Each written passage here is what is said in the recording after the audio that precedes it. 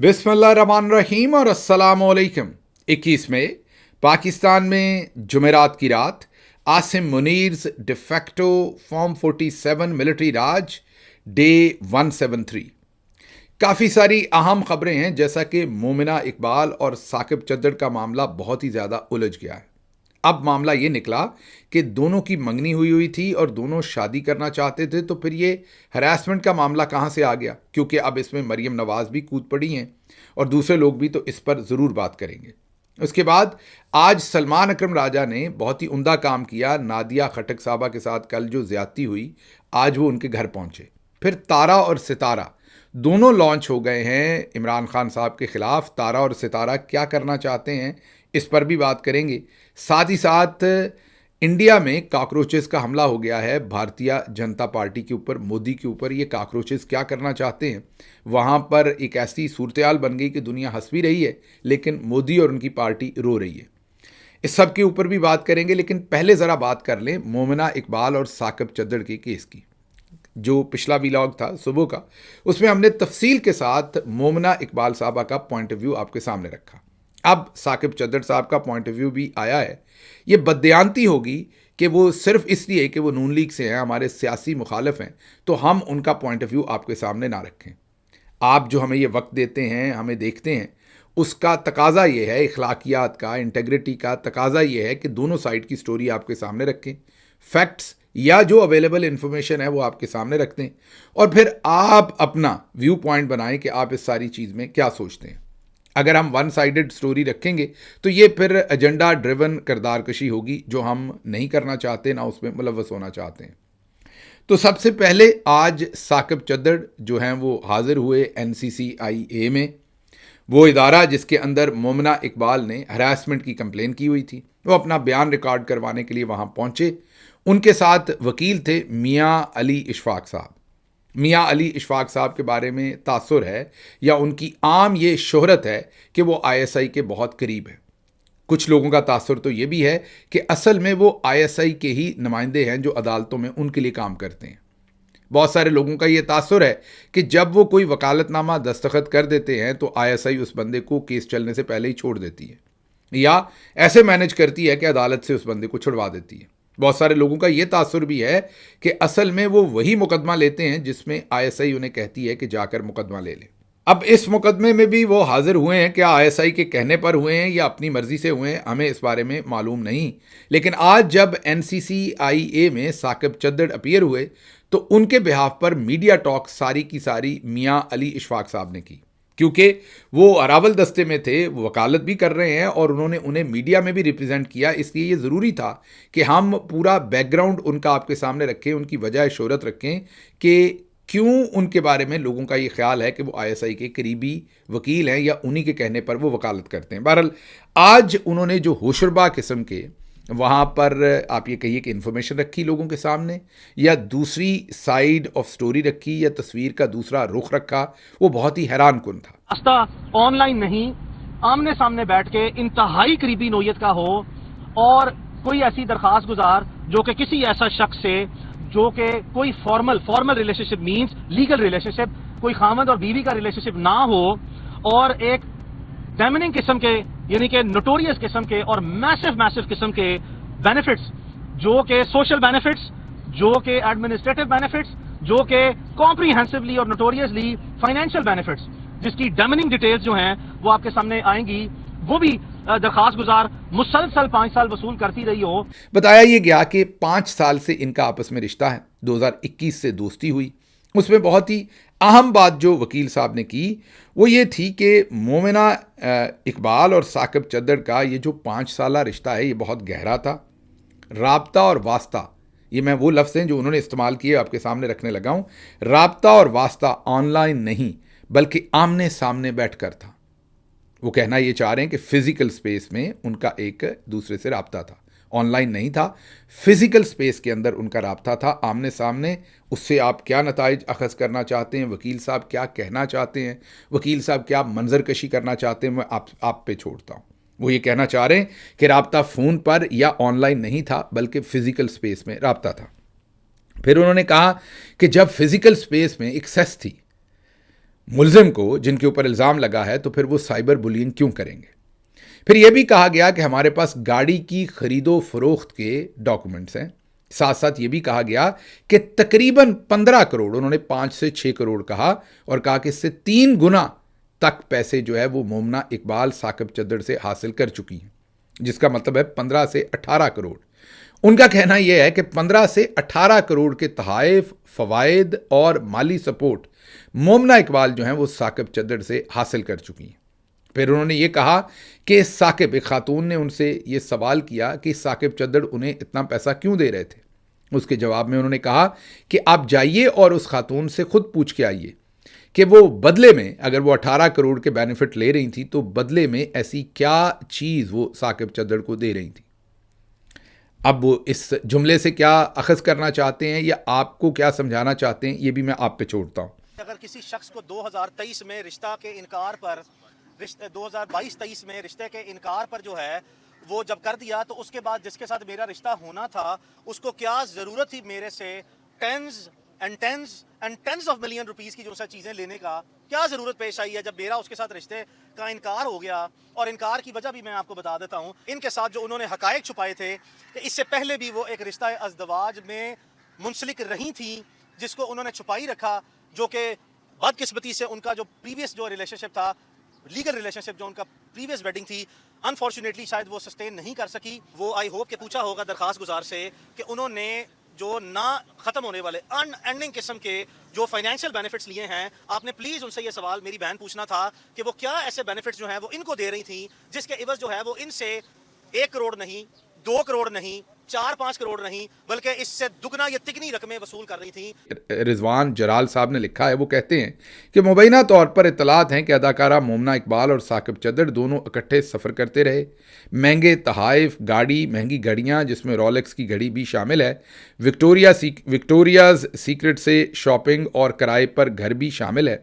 ثاقب چدر اور مومنہ اقبال شادی کرنا چاہتے تھے اور اس دوران ثاقب چدر کی بیوی کو پتہ چل گیا. انہوں نے مبینہ طور پر مومنہ کو فون کیا اور وارننگ دی کہ میرے شوہر سے پیچھے ہٹ جاؤ، یہاں سے معاملہ بگڑتا ہے.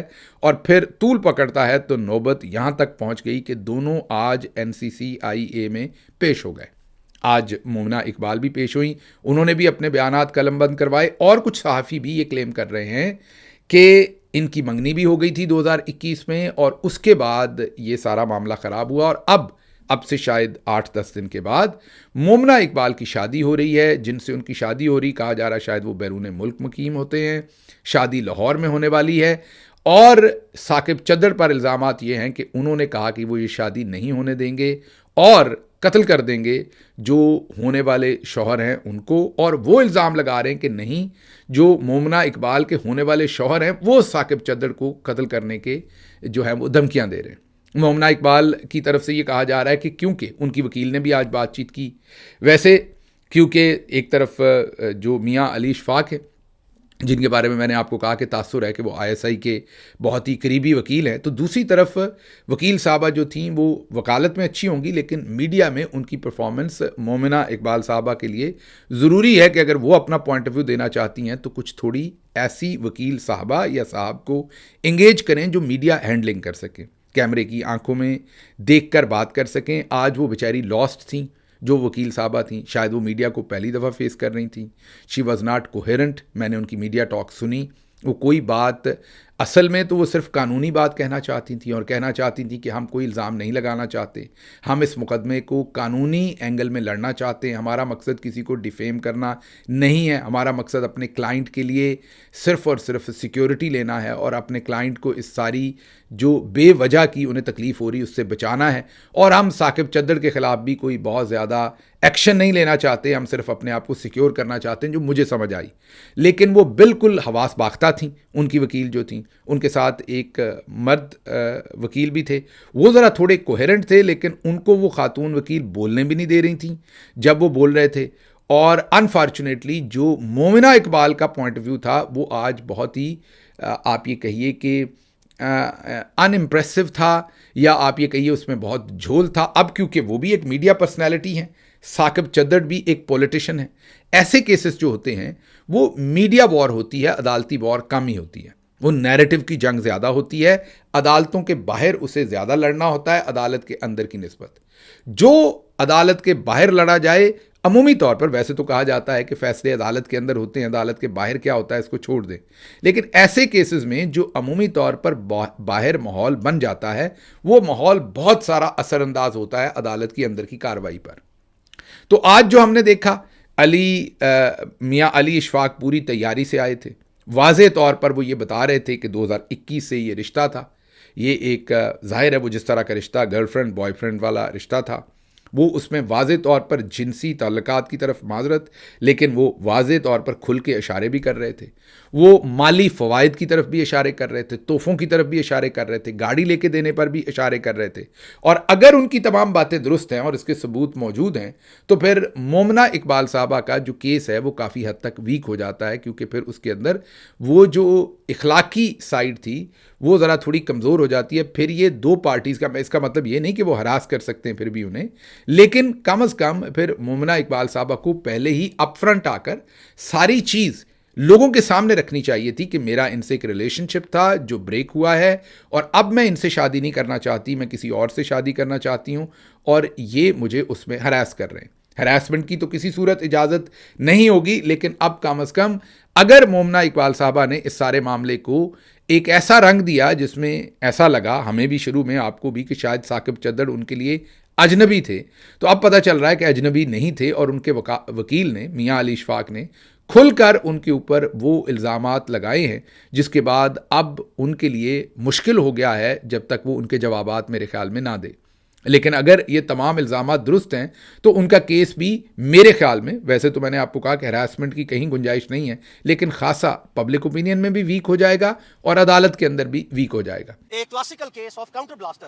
اور یہ جو درخواست گزار رہے ہیں مومنہ اقبال، ان کی جو ینگر سسٹر ہیں، ان کا اور مومنہ اقبال کا جو پیٹرن ہے، وہ بھی ہم آپ کو جو ڈاکومنٹری ایویڈنس ہے، ویریفائبل ایویڈنس، ایک ایسی ایویڈنس جو کہ بینکنگ اکاؤنٹس یعنی کہ اسٹیٹمنٹ آف اکاؤنٹ سے متعلقہ، ایک ایسی ایویڈنس جس میں سینکڑوں جگہ پہ ان کی ٹریولنگ، بورڈنگ لاجنگ، ان کی شاپنگس اور ان کی ثاقب کی طرف سے ان کو سپیریئر لیول پہ جو ہے وہ چیزیں جو بائے کر کے استعمال کے لیے دی جاتی رہیں، جس کو نہ واپس کرنے کی خاطر یہ سارے کا سارا جو ہے وہ سینیریو اور ایپیسوڈ جو ہے وہ آرکسٹریٹ کی گئی. اور بہرحال آج یہ تمام چیزیں ہوئیں، سارے جرنلسٹ جو ہیں انہوں نے بھی بات چیت کی، لیکن دو تین چیزیں ہیں جو سوالات ہمارے سامنے، اولڈ پکچرز بھی وائرل کی گئیں.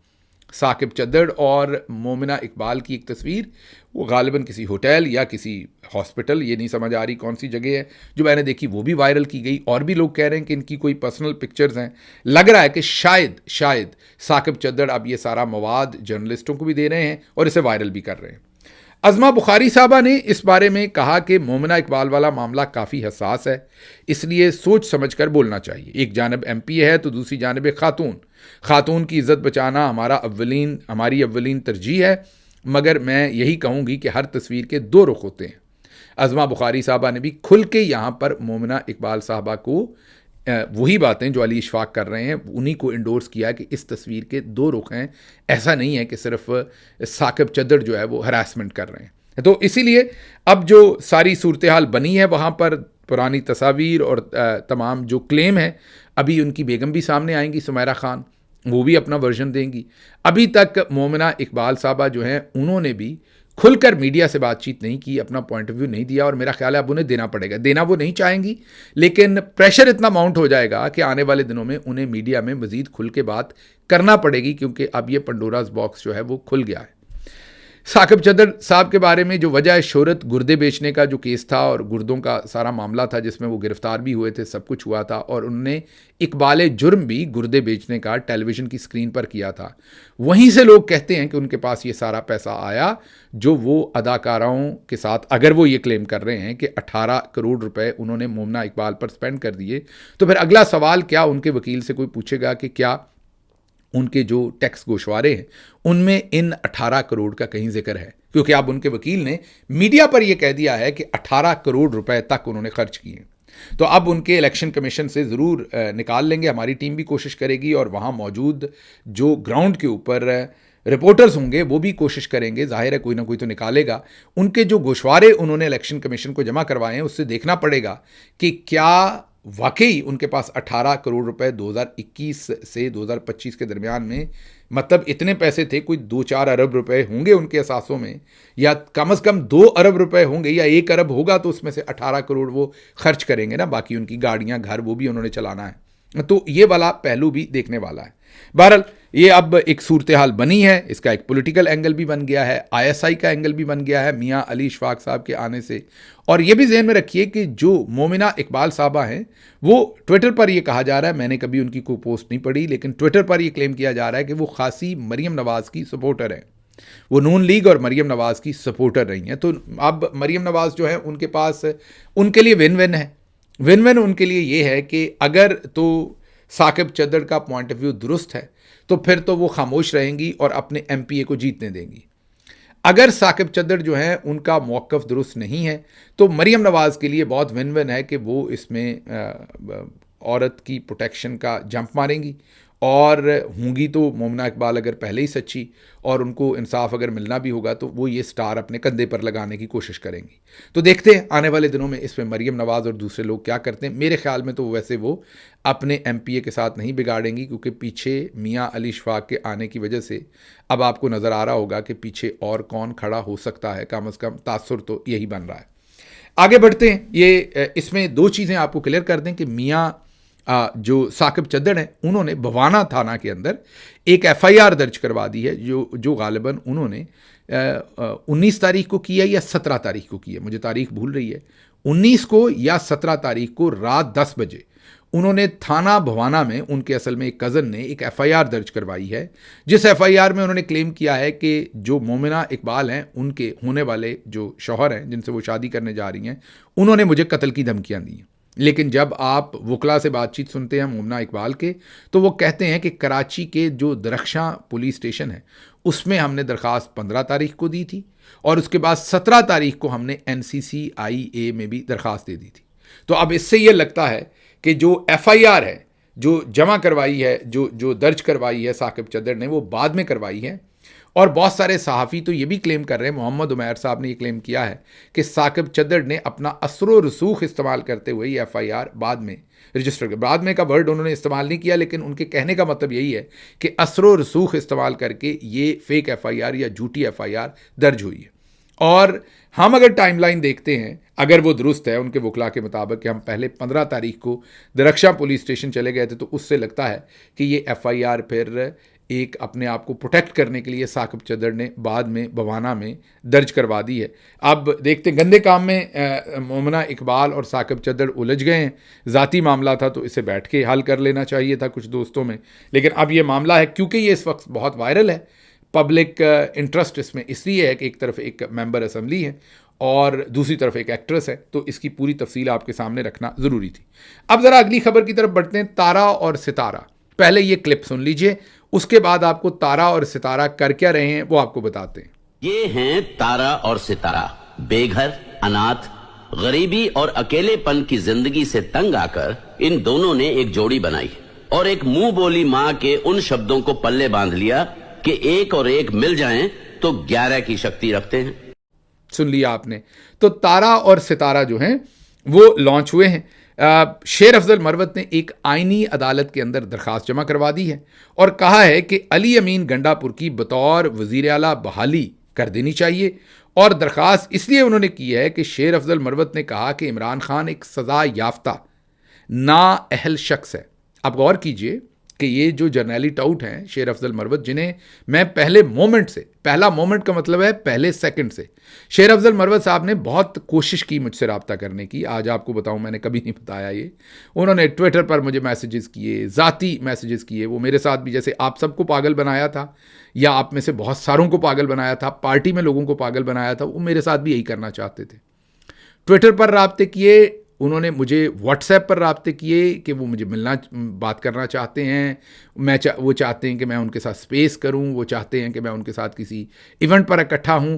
तो उन्होंने रब्ते करने की कोशिश की, लेकिन उनके जो आना था पार्टी के अंदर, उनका जो आना था, जिस तरीके से वो आए थे और उन दिनों जिस तरीके से ملٹری انٹیلیجنس ایجنسیز نے انہیں لانچ کیا تھا، مجھے پہلے لمحے پتہ لگ گیا تھا کہ یہ جرنیلی ٹاؤٹ ہیں. میں جب یورپ اور دوسری جگہوں پر جاتا تھا لوگ مجھ سے پوچھتے تھے کہ شیر افضل مروت آپ کے خیال میں واقعی اتنے دلیر ہیں یہ جو سب کچھ کر رہے ہیں، یا کوئی اس میں خرابی ہے؟ تو میں ہنس دیتا تھا کیونکہ وہ اس وقت پارٹی میں تھے، پارٹی کا ڈسپلن مجھ پر ظاہر ہے فرض تھا، تو میں ہنس کے اس بات کو ٹال دیتا تھا. لیکن ظاہر ہے وہ مجھے نظر آ رہا تھا، لیکن انڈائریکٹلی میں آپ کو بتاتا رہتا تھا. جب وہ لاہور میں پکڑے گئے تھے تو میں نے اسی دن تجزیہ کیا تھا کہ شیر افضل مروت کو ڈان کو کوئی نہیں پکڑ سکتا، وہ ود ان فیو آورز باہر آ جائیں گے.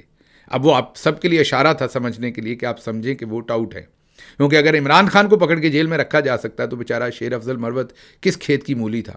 لیکن آج انہوں نے اپنا اصل رنگ دکھایا ہے. جس عمران خان کو وہ اپنا لیڈر کہتے ہیں، اسی عمران خان کو وہ سزا یافتہ کہتے ہیں، وہ اسے نااہل کہتے ہیں. یہ الفاظ انہوں نے اپنی اپلیکیشن میں استعمال کیے.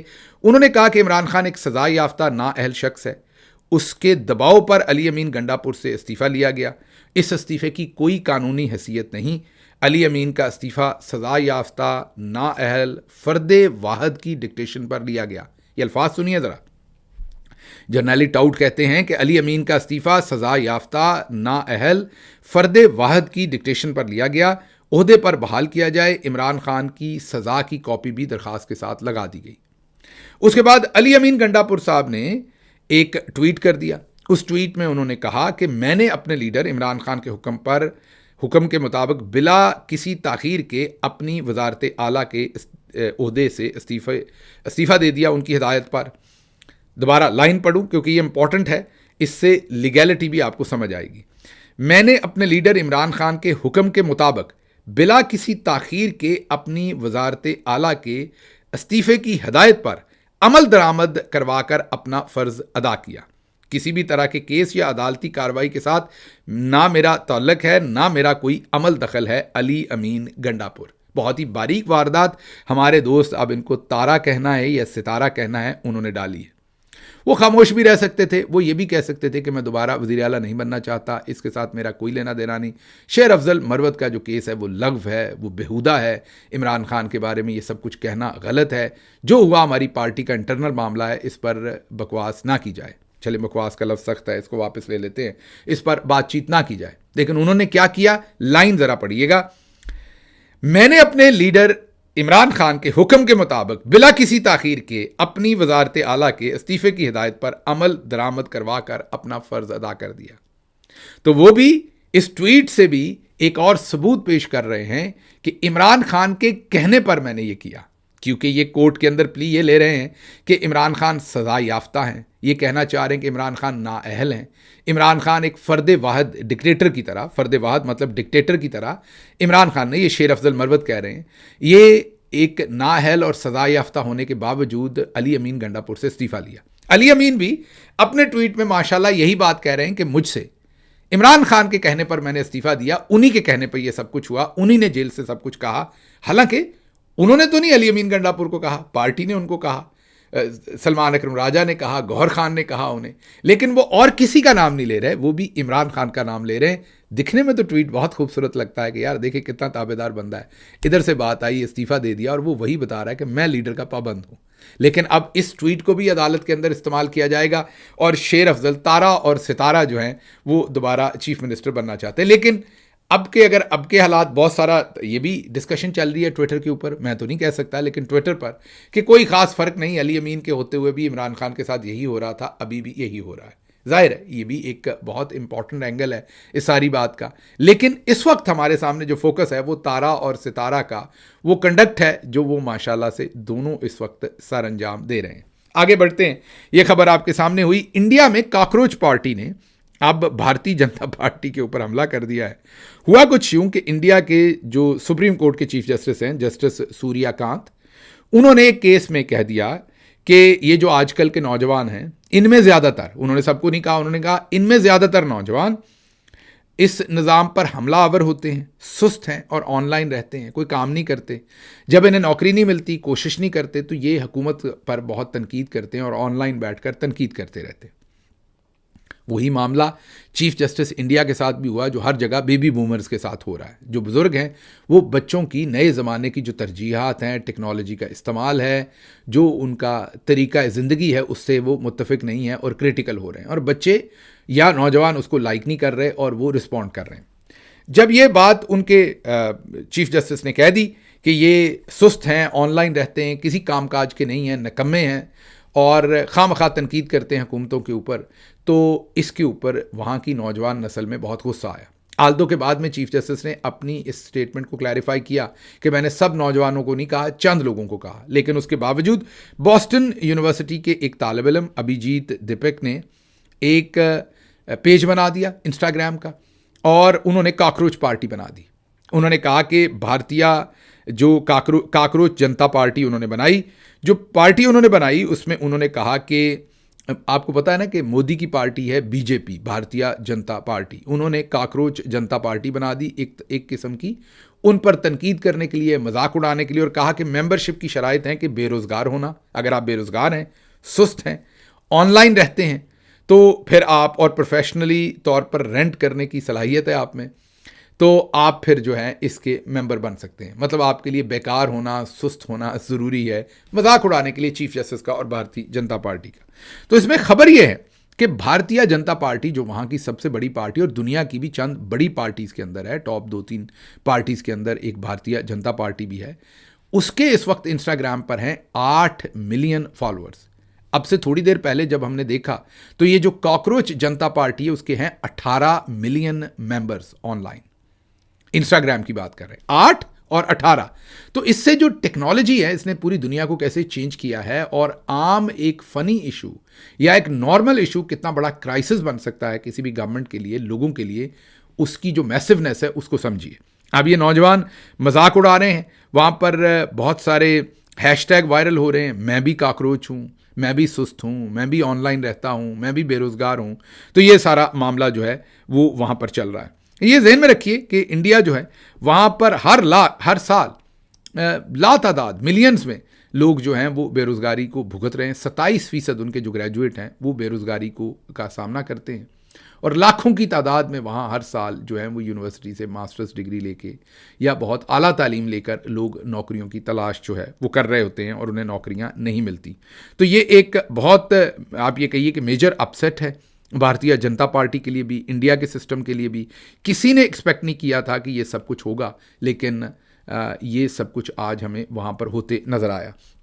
اگلی خبر آپ کے سامنے رکھیں گے, اور وہ ہے کہ عید والے دن عمران خان صاحب سے ان کے اہل خانہ اور وکلاء کی ملاقات کروا دی جائے گی. ذرائع کے مطابق عید کے دن ہونے والی اس ملاقات میں عمران خان کی 2 بہنیں عظمیٰ خان اور نورین خان نیازی سمیت chairman P T I barrister Gohar اور ایک اور وکیل شریک ہوں گے. یہ شہزاد نواز صاحب یہ کلیم کر رہے ہیں. یہ ابھی چند دن میں عید ہے, سمجھ آ جائے گی کہ اس خبر میں کتنی حقیقت ہے.